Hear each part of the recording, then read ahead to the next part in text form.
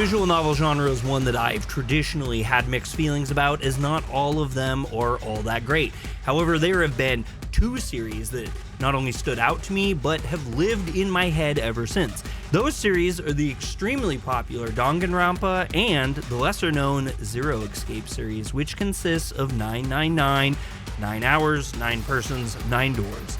Zero Escape, Virtue's Last Reward, and Zero Time Dilemma. The two series share a number of similarities, yet feel very distinctly different, as both writers have absolutely masterful ways of playing out their stories, twists, and character development, while each creating a mysterious background to the worlds they take place in. I'm not the end-all be-all of opinions or knowledge on either of these series, but in my opinion, Danganronpa offers wildly memorable, over-the-top characters who you experience strong emotions about, while the investigations and trials make you feel highly pressured and force you to recall events and details, as well as honing in on dialogue slips, similar to what you find in the Ace Attorney series. The Zero Escape series offers some highly philosophical, deep thinking, mind-bending sci-fi twists, and it often keeps you on your toes at cliff's edge, with the promise of death being a possibility at any time for any character, as if you're playing a game in the Saw movie franchise. It absolutely blew my mind when I heard that the major players from each of these series were coming together to develop a new game,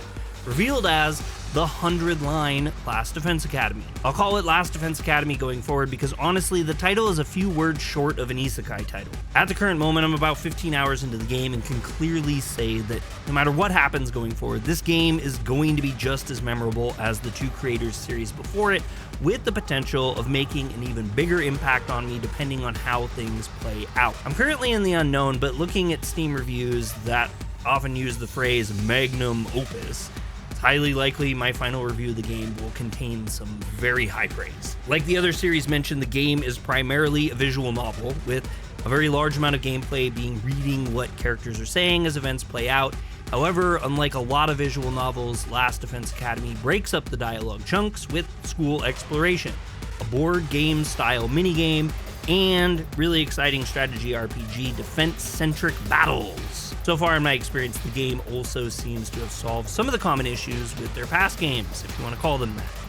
The biggest one to talk about is the gameplay pacing is significantly smoother than Zero Escape and Danganronpa. I feel like in both series, the games improved their pacing and mechanics with each successor game, but Last Defense Academy seems to be on a totally different level, as instead of pacing being centric to large story arcs, the game is broken up over the course of 100 days, with most offering something new to learn, discover, or a change of some sort. In most generic terms, the story starts off in a weird version of Tokyo under a dome, and you're quickly introduced to the main character and his childhood girlfriend, if you want to call her that. After a brief introduction that gives you time to get a little bit of grasp of the mechanics of the city and what life is like, a major event occurs, which ultimately results in the main character ending up as a potential hero that must protect the school known as the Last Defense Academy. Shocking. In order to protect the school, he uses a power given to him called Hemo Animod. I think that's how you say it at least, which is used Persona 3 style by plunging a knife into your chest to unlock blood abilities. The details of nearly everything is kind of brushed under the rug to the main character, but you're told that protecting the school is of the utmost importance, as failure means the end of the world. Sort of thankfully, you're not the only one that's given powers to protect the school, and there's quite the cast of members who are placed in the same situation as you. The downside to all this, not everyone agrees or gets along at all. For mysterious reasons, those chosen to protect Tokyo have some just wildly crazy personalities, many of which really don't even have interest in participating. It's a good setup overall, but initially I found the game a little uncomfortable to wrap my head around as someone who has played the other series. So many elements of this game absolutely scream Danganronpa or Zero Escape, and so many times earlier on, I get the feeling that I had experienced these before, but as the game progresses, it really grows on its own legs, and the concepts of the two developers working together mixes into a fine soup of its own. Good soup. I've seen so many creators stating that the game is like 13 Sentinels or Raincode mixed with Danganronpa, but I really wonder how much of the Zero Escape series those creators played, because Even though I haven't played the game since Zero Time Dilemma, Last Defense Academy felt to me like it has Zero Escape deeply at its roots. That's an amazing thing, by the way. The series is absolutely wonderful, and unless you can't read, I highly suggest to everyone you should play them all to completion. They're a fantastic series. To avoid spoilers, I will refrain from details, but I wanted to address the strategy RPG defense mechanic in the game, as it's such a well thought out way of implementing it, and it really isn't just something that they dropped into the game willy-nilly to break up dialogue. First off, you likely want to know how frequent the battles are. The game explains to you that you need to be ready for battles at any time, day or night, and yeah, it's really random when they attack. It's ingrained into the story, so on X day or X night, they always attack, and it's not actually random, but as a player without a guide, you really feel like they're random, because there's nothing ever to give you an idea that an attack is coming.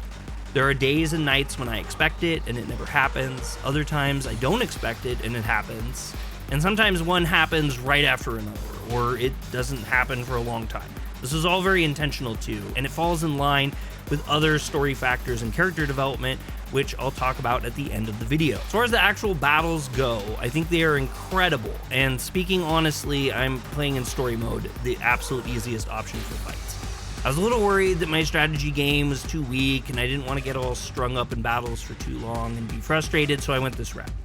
That usually means that all of the danger and intensity evaporates, and I'm sure to a number of players, especially those who really enjoy strategic battles and multiple failures, they never play on this mode. But to my surprise, the difficulty level still allowed me to experience some worry if I was going to be able to win or not, and so far nearly every battle has given me many moments of concern at some point. But the concern I felt doesn't really come from the fear of losing, as much as it comes from a fear of not using the mechanics well enough. The battles initially start off fairly simplistic, with every member on the team being quite different in what they provide on the battlefield. You really have to think of who to use in what way, and oftentimes I found myself cycling through different characters to decide on how to attack and what resources I'd have left to use after that attack. Like a lot of good strategy games, there's a lot of mental balancing, and every battle gets more and more complicated with additional mechanics being added in by enemies and players. So far, I have never felt confident before a battle. There's a cloud of doubt over my head when my party runs into battle. It's common, I think in my head, oh god, what is it now? And my response to the answer is always groaning. Overall, the battles all involve an enemy attack, and they end with eradicating the enemy, your party falling in battle, or the enemy breaking the school's defense. One of the mechanics I'm not entirely sold on yet is the exploration board game. It kind of reminds me of the Danganronpa 2 board game in a way, but while I like having more than reading text to do, this minigame doesn't have a lot of weight to me. To reduce spoilers, I won't get into everything, but you basically draw 2 cards with numbers on them, which you can pick from to determine how many spaces you can move. At crossroads, you choose what direction to take, and most spaces have a symbol on them which prompts different scenarios, often resulting in someone on your party taking damage or you being rewarded an item. There are changes as I continue to play the game though. I am having a hard time disliking anything because so far anything I thought I disliked becomes likable to me as I continue my playthrough. So this isn't an hour-long First Impressions. I want to wrap it up by talking about what I think this game does best, and that is causing a unique sense of dread. Danganronpa made you feel despair through the situation you were in, and the mascot cramming the idea down your throat. Zero Escape made you feel anxious and afraid as you could die at any moment from so many things. Last Defense Academy provides you dread, as at almost no time do you ever feel like you're safe or that you can succeed in your goal. It's a series of mysteries you prepare to find out, only to have them snatched from your face, a series of battles with increasingly lower odds of survival. Any step you take forward is often cut down by more challenges and more problems. At no time do you expect a happy ending or revelation, but it also doesn't feel like a depressing series of down notes as characters push through and forge ahead with hope that there's some light at the end of it all. The longer I play though, the more I really wonder if that's even possible. If you haven't played the game yet, you should at least check out the demo on Steam. The game is currently available for PC and Nintendo Switch. If you like this content, hit the thumbs up. If not, hit the thumbs down. Subscribe to Yokuso Otaku for more anime news, reviews, and gaming. And let me know in the comments below what you think about this game, which in my opinion, is being buried alive by Expedition 33 and Oblivion Remastered talk.